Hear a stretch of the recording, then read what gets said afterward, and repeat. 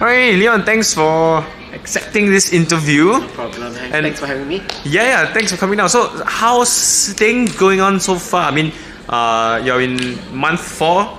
Yes, so of your, this is of a cut? month 4 of my exercise. Off and on lah. So in totality it's about 4 months already, and I'm feeling great. I'm feeling stronger, right? I don't feel so lethargic all the time, and I can actually do more physical activity without being out of breath. Yeah, how much weight have you lost, if you don't mind? Up to now, I think it's about 14 to 15 kg. Shit! Okay, again, focus. Before and after.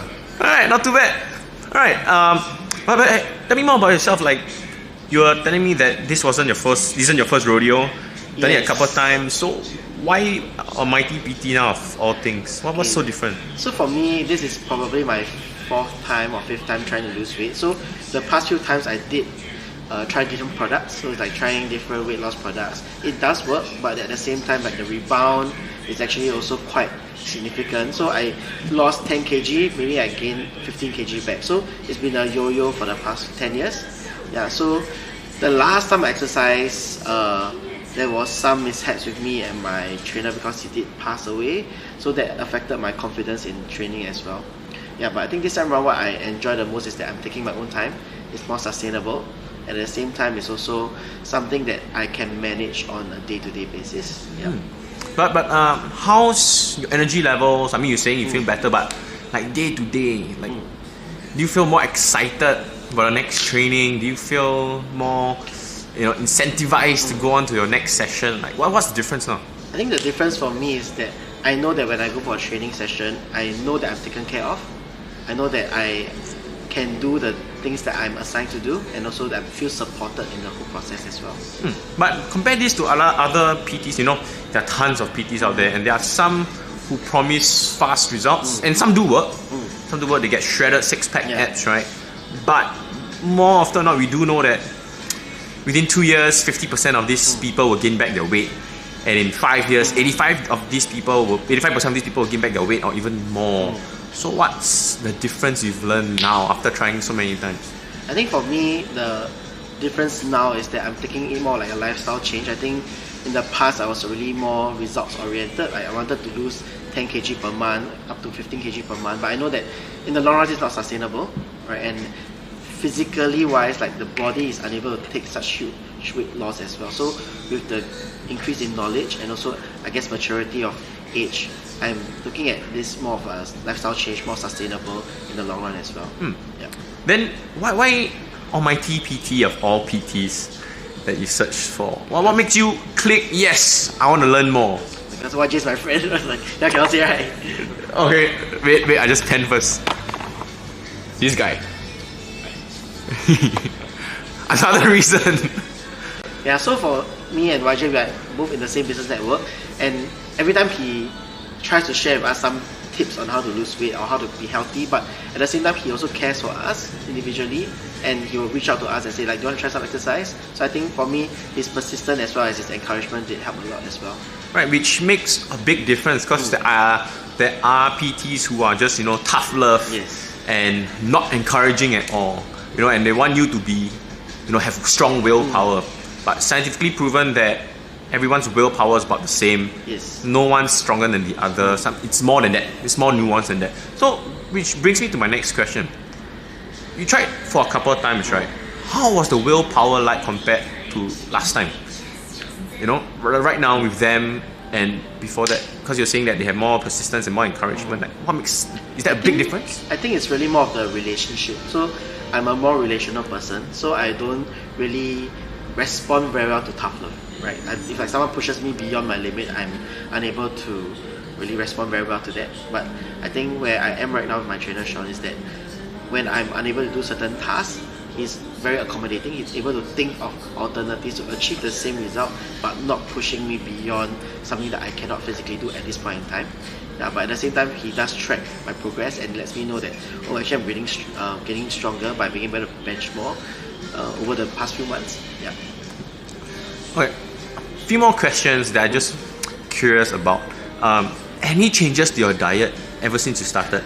Okay, so major change or? Ever since I started, I think for dieting wise, right, the initial phase I did change by cutting my portion sizes, eating healthier. But I realized that being in my trade as a chef, being in the food industry, it's inevitable that I have to face food, right? And sometimes when I go out for meals with friends and I take a shake along, and they're like, can you like don't be such a downer and just eat with us something, right? So for me, I guess over the past few months, I've kind of adjusted to, I still enjoy my food. I do portion control. I eat lesser of the unhealthy stuff, but I still enjoy the things I'm eating as well. So, okay, big question. Usually trainers don't have the empathy to understand a person who's overweight, right? But coming from your perspective, right, what are the toughest thing you face, and what are the things you have done to counteract that? What's the toughest thing you have faced whilst losing weight? Is it that mental challenge of not snacking too much, or like share something so that other trainers can learn about to show more empathy to their clients? Yeah, I think coming from a person who's overweight for the most part of my life, I think one thing that most people may not understand is that we don't eat or we don't choose to be overweight because we are lazy or anything. I think it's a lot more of confidence issues, like can we really do it? Is it something that we at our weight can achieve, right? So I think there are many testimonials of people like losing 30 kg, 40 kg and then they kept the weight off. But I think sometimes for a person who hasn't been there yet, it's more of like, can I really get there, right? So I think for the empathy side, I think it's set realistic goals for people who are overweight. At the same time, right, when there are small progresses, do encourage them. If sometimes, I do laps at times, I eat supper, I go for a heavy meal, or I drink sweet drinks and stuff. All these are just small indulgences from time to time, right? So I think don't shame the person for indulging from time to time. But of course, if the person is doing it a lot more frequent than they're supposed to, then do remind them from time to time.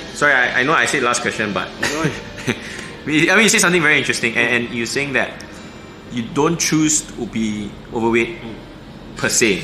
Of course, it was a conscious action to eat, but it was because of more nuanced things like loss in confidence or certain traumatic-ish events that happened in the past.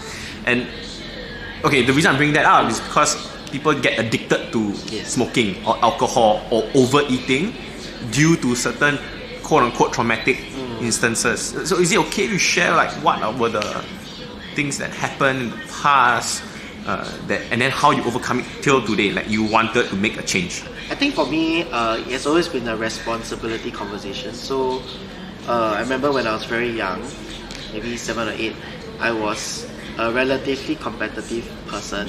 Actually, if you look at my size now, you would not think that I used to be in sports teams, right? I was in swimming, I was in badminton, I was in... Can I put your picture here? Here? As in, one more, here. Pre-Leon. If I can't find the photos there. Oh no. Okay, I'll draw you swimming here. Yeah, so when I was younger, I was pretty active in sports, but there was once that I had a teacher who mentioned that I was a very irresponsible student because I didn't do something according to their wishes, right? So I think for me, at that age, it was the start of being irresponsible towards my weight, right? And that was the point where I started to gain like 10 kgs a year. In primary 2, I think. Yeah. So people putting you down. Yeah, but it wasn't because of the weight, because I was a very skinny kid. But it's just more of the things I did, and I didn't have control over it. So I think, as you mentioned, trauma, food was your comfort that helped you to. I think at the same time, as I grew bigger, I realized that it might sound a bit odd to some people, but food doesn't discriminate, right? Because you just eat, it's like my best friend, So I felt that at that point in time, I found a lot of solace in food, right? Be it cooking or be it eating, right? But then subconsciously or very unconsciously, I was gaining the weight, and I was kind of okay with that, Yeah. Because it helped you cope with it's a coping mechanism for you to move forward. Which, let me just say, right, is a better coping mechanism than drugs and alcohol. So okay, you're still on the good side. Of course, the health issues does come. It piles up in a while, yeah. Right. So with that said, I think it brought up a very, very interesting talking point, because I do feel that a lot of people who are generally overweight came, like I said just now, came from a place where they felt really uncomfortable and felt very shitty. And obviously food has always been like a good friend to them. But now this good friend, you know, how do you say, right? Bring your friends close but your enemies closer, right? How do you turn that around? Like how, now taking with Sean, right, from Almighty PT, how are you guys turning it around one bit by bit? So for me, he doesn't check in on my food. Like I think I did have PTs last time where they were like, every meal you must take a shot, right? And that caused a lot of stress for me because I don't respond very well to like a lot of peer pressure, micromanagement. Okay. Yeah. I think micromanagement is the way. So I think for me, I have a lot of freedom now, and I think there's a lot of respect that because I'm in the food industry, I do know what I'm consuming, right? So at this point in time, I indulge, but at the same time, when I remember YG telling me one thing: you are not gaining weight every day because you eat a heavy meal. But let's say you eat one heavy meal today, you can compensate by having lesser or smaller meals in the next few days. So it balances out, right? You don't feel so guilty. Yeah. Okay. Real final question. So,